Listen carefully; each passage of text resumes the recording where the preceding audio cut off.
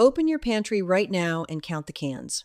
If you've got fewer than a dozen, this video is going to save you real money because the canned food aisle is the last honest aisle in the grocery store, and somewhere along the way, we all got taught to walk right past it. Somebody decided canned food was what you bought when you couldn't afford better. That's backwards. Canned food is what you buy when you're too smart to pay 4 times the price for the same thing with a prettier label. I've run this house on a canned goods backbone for 20-some years, and I figure it saves us several $100s a year, easy mostly by killing the nights we would have ordered out. So today, 15 canned foods I always keep counted down, and number 1 is the one I'd grab first if I could only keep one. Let's go. Number 15, canned corn. Boring? Sure. That's the point.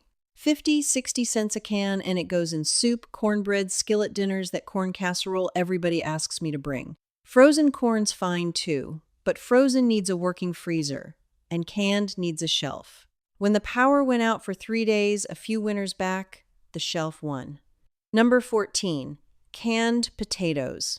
Most people don't even know these exist, and the ones who do turn their nose up. Their loss. They're already peeled, already cooked. Drain them, dry them off, and fry them in a hot pan. With a little fat, they crisp up beautiful because all the water's already cooked out of the middle. Breakfast potatoes in 10 minutes instead of 40. I won't pretend they'll win a baked potato contest. They won't. They're a speed tool and a good one. Number 13, canned peaches. Fresh peaches are wonderful for about 6 weeks a year, and the rest of the year they're expensive and taste like nothing. A can of peaches costs about $1.50 and tastes like August. Get the ones in juice, not syrup. Cobbler, oatmeal, or straight out of the can standing at the counter. I've done all 3 and I'm not sorry. Number 12, diced green chiles. Little can, maybe $1. This is the cheapest way I know to make plain food taste like you tried. Dump one into scrambled eggs, into cornbread batter, into a pot of beans, and suddenly it's a recipe. They're mild. This isn't about heat. It's about flavor. One little can does the work of a whole spice cabinet. By the way, tricks like these, I've got a whole book of them. Every method I use to run this house for less, all written down in one place. It's on my website. The link's right below the video. Go grab it if you want it. I won't bring it up again. Number 11, canned pineapple. Here's the part nobody tells you. Don't pour the juice down the drain.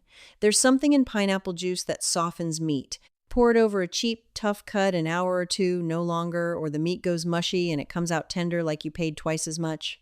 The pineapple itself goes in a ham glaze or an upside-down cake. 2 tools in 1 can. Number 10, canned pumpkin. Everybody buys 1 can in November and forgets it exists. I keep 4 or 5 all year. It thickens a pot of chili so nobody can tell what did it. It goes into muffins and quick bread and takes the place of half the fat. It's a vegetable that costs about $2 and hides in almost anything.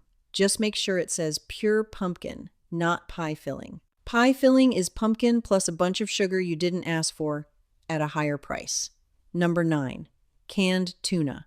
The old standby, and it's a standby for a reason. It's one of the cheapest proteins in the store. But here's what matters. Buy it packed in water if you're making tuna salad, and packed in oil if you're putting it in pasta. The oil ones carry the flavor through a hot dish where the water pack just disappears. Tuna, noodles, peas, a white sauce made from pantry stuff that's dinner for a family for about $4. Number 8, sardines. Now hold on, don't skip ahead. I know half of you just made a face. Dollar for dollar, sardines might be the best food in the entire store. And the reason you don't eat them is that nobody ever showed you how. Mashed on buttered toast with a squeeze of lemon and black pepper. That's it. And the little soft bones in there? You eat them. That's where the calcium is. Our grandparents knew that, which is why they had teeth into their 80s on no supplements at all. Number 7, canned salmon. Here's a secret hiding in plain sight. That fresh salmon in the seafood case, $10 or $12 a pound, almost all canned salmon is wild caught the good stuff for a fraction of that. Salmon patties were on every table in this country for generations, and they left the menu about the time we all got convinced canned meant cheap. A can of salmon, an egg, some crushed crackers, fried in a pan. My kids fight over them. Number 6, canned chicken. It's not going to fool anybody as a roast. It doesn't have to. It's for chicken salad, quesadillas, soup, casseroles, anywhere the chicken is shredded and mixed in anyway. Compare the price per pound to the deli counter chicken salad sometime. They're charging you triple to stir in the mayonnaise for you. You own a spoon. Quick pause, because we're heading into the heavy hitters and I want to knock down two things first. 1. Canned vegetables are not junk food. They're canned within hours of picking, usually closer to the field than the fresh ones that rode a truck for a week. And tomatoes, the canning heat actually makes the good stuff in tomatoes easier for your body to use. The canned ones beat the pale fresh ones in January, no contest. 2. The safety rule, and I mean this one. If a can is bulging, badly dented on the seam, or it hisses and sprays when you open it, throw it out. Don't taste it, don't sniff test it, throw it out. That's the worst kind of food poisoning, the kind that can actually kill you. A flat can is safe for years past the date on it. A bulging can goes in the trash. That's the whole rule. All right? Number 5, chickpeas. Cheap protein, sure roast them crispy in the oven, mash them into sandwich spread. But here's the trick I want you to have. The liquid in the can. Don't dump it. That cloudy liquid whips up stiff and fluffy, exactly like egg whites. Same beaters, same peaks. Bakers use it when eggs are through the roof, which lately is most of the time. You've been pouring free eggs down the drain your whole life. I'm serious. Look it up, or better, try it. Number 4, tomato paste. The tiny can, 60 or 70 cents, and it might do more work per penny than anything in this list. A spoonful of it, cooked in the pan with a little fat until it darkens, makes soup, gravy, chili, and stew taste like they simmered all day. That deep, rich, cooked-down flavor restaurants charge you for, it's this can. And since no recipe uses the whole thing, spoon the rest out in blobs onto wax paper. Freeze them, bag them up. Never waste an inch of it again. Number 3, evaporated milk. Not sweetened condensed, that's the sugary one, different animal. Evaporated milk is just milk with about half the water cooked out, which means it's cream you can keep on a shelf for a year. It goes in mashed potatoes, mac and cheese, soups, coffee, pie. Anywhere a recipe says cream or half and half, this works for a fraction of the price. And those flavored coffee creamers at $4 a bottle? Evaporated milk and a drop of vanilla. They sell you a special product for that. Don't bother. Number 2, beans. Any kind, pinto, kidney, black, navy. A can of beans is roughly $1, and it's a meal's worth of protein that never spoils. Now, I'll be straight with you, because somebody in the comments will say it if I don't. Dried beans are cheaper still, and if you've got the time, cook dried. But dried beans need you to think about dinner yesterday. Canned beans save the nights you didn't. And the nights you didn't are exactly the nights $40 of delivery shows up at your door.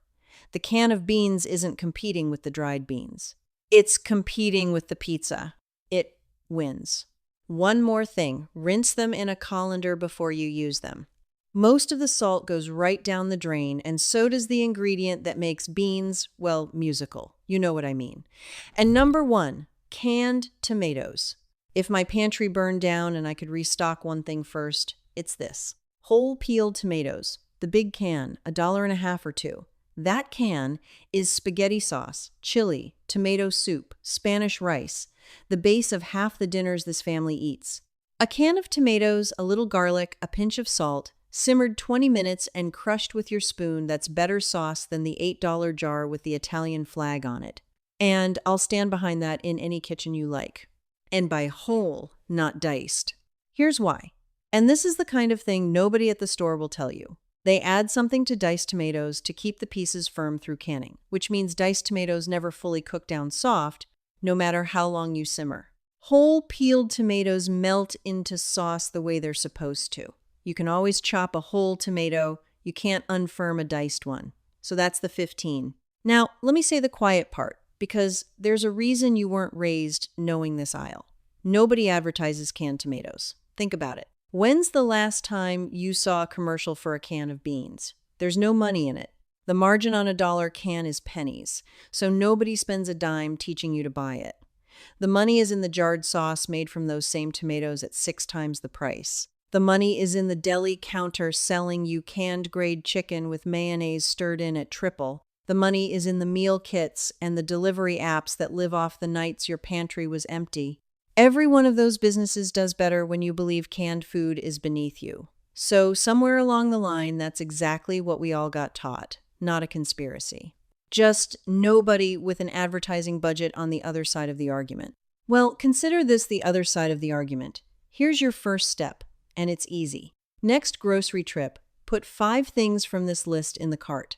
Whole tomatoes, beans, tuna, tomato paste, evaporated milk. Under $8. And it changes the math of your whole week, because the next time it's 6 o'clock and there's nothing in the house, there's suddenly something in the house. Now tell me in the comments, what's the one canned food you always keep no matter what? And is there one on my list you still won't touch? I read these, and half of what I know came from people like you telling me what your mother did. Next time, I'm going to show you the 5 full dinners I make out of nothing but this pantry, the ones I reach for when the fridge is bare and payday's a week off. That's the video that makes today's list earn its keep, so come back for it. Go stock that shelf. I'll see you then.